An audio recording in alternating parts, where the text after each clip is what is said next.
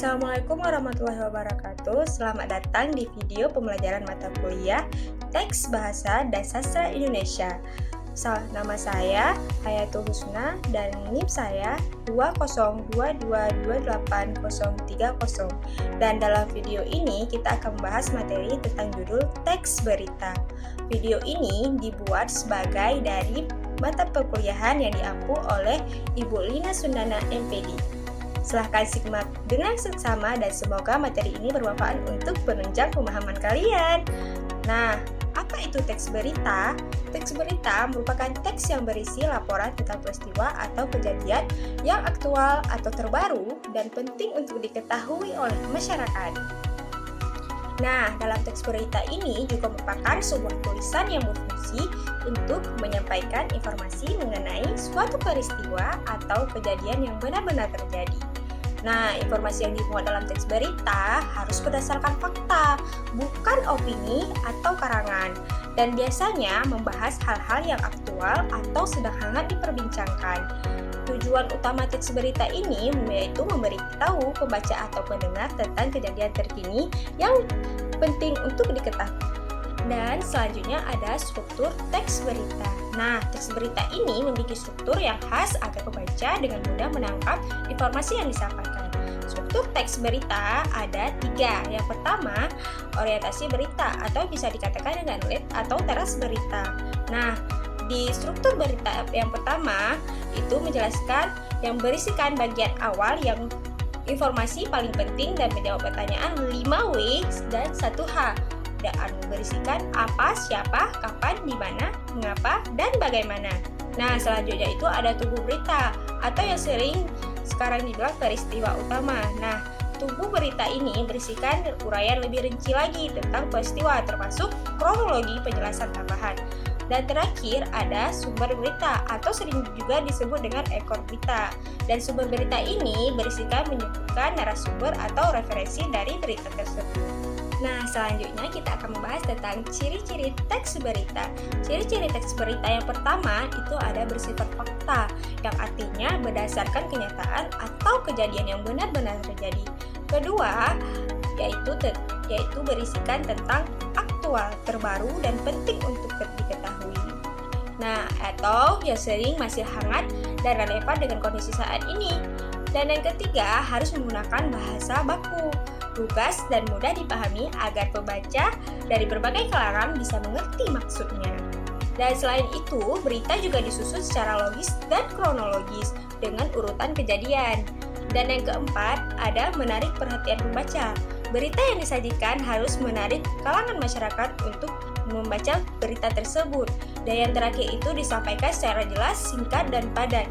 Kadangkala berita jika digunakan bahasa yang susah untuk kita pahami, kadang-kadang orang tidak juga mau membaca teks berita tersebut karena berita harus dijelaskan secara jelas, singkat, dan padat karena berita juga mengandung informasi yang harus aktual dan fakta.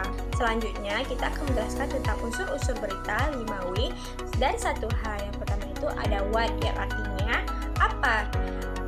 Unsur berita yang pertama ini menjelaskan apa yang terjadi di suatu peristiwa. Dan yang kedua itu ada who, siapa. Who ini menjelaskan tentang siapa yang terlibat di dalam suatu peristiwa tersebut. Dan yang ketiga ada when, kapan, yaitu kapan terjadinya suatu peristiwa tersebut.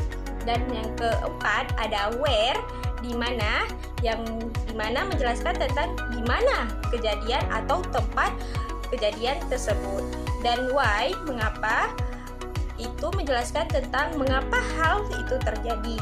Dan yang terakhir itu ada how, bagaimana peristiwa terjadi di suatu tempat atau dimanapun. Selanjutnya kita akan menjelaskan tentang kaidah kebahasaan dalam teks berita. Nah, dalam penulisan teks berita terdapat kaidah kebahasaan tertentu yang biasanya digunakan. Salah satunya adalah bahasa baku dan formal. Seperti yang saya jelaskan tadi, dalam teks berita harus menggunakan bahasa baku dan formal biar si pembaca mudah memahami suatu peristiwa atau kejadian yang disajikan dalam berita. Dan yang kedua, itu ada menggunakan tata kerja mental dan tindakan. Misalnya itu ada contohnya kata kerja melaporkan, menjelaskan, dan mengatakan. Yang ketiga, ada penggunaan kalimat langsung dan tidak langsung. Dan yang keempat, ada menggunakan konjungsi temporal. Contoh konjungsi temporal itu ada kata kemudian, setelah itu, sebelumnya. Dan selanjutnya itu menggunakan penggunaan kata keterangan waktu dan tempat. Di dalam suatu teks berita harus menggunakan waktu dan tempat agar jelas kejadiannya di mana dan pukul berapa. Dan yang terakhir itu adalah kalimat pasif dominan untuk menekankan peristiwa, bukan pelaku. Nah, kalimat pasif ini juga digunakan dalam kaidah kebahasaan teks berita.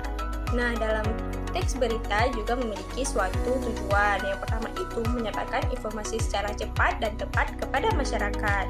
Nah, fungsinya yaitu memberikan informasi yang penting, berguna bagi pembaca agar mereka bisa mengetahui perkembangan situasi di sekitar. Selain itu, teks berita juga berperan dalam membentuk opini publik dan memberikan pemahaman yang lebih luas tentang berbagai isu sosial, politik, ekonomi, hingga budaya. Dan yang kedua, menyebarkan fakta dan kejadian nyata. Dan yang terakhir, meningkatkan kesadaran masyarakat terhadap isu atau peristiwa penting.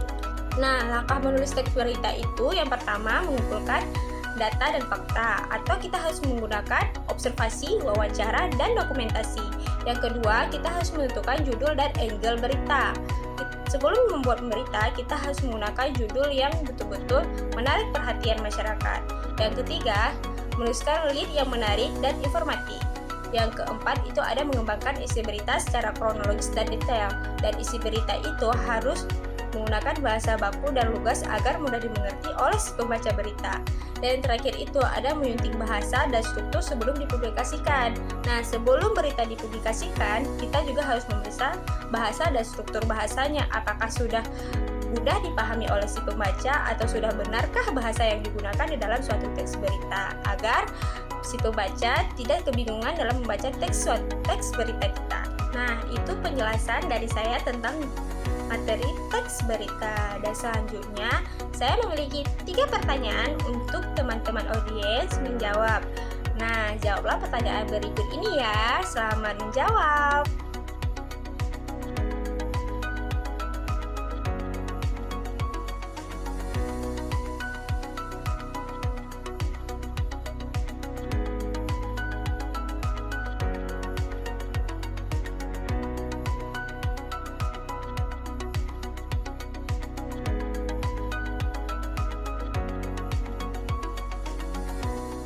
Nah, adapun kesimpulan yang harus kita ketahui dalam mempelajari teks berita.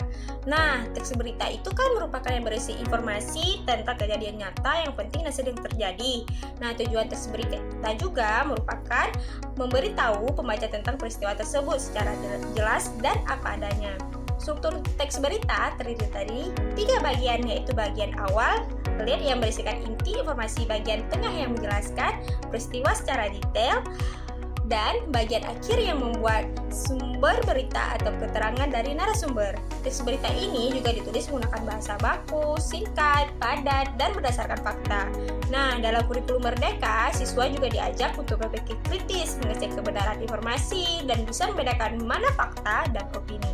Jadi, teks berita membantu kita untuk mendapatkan informasi yang benar dan terpercaya.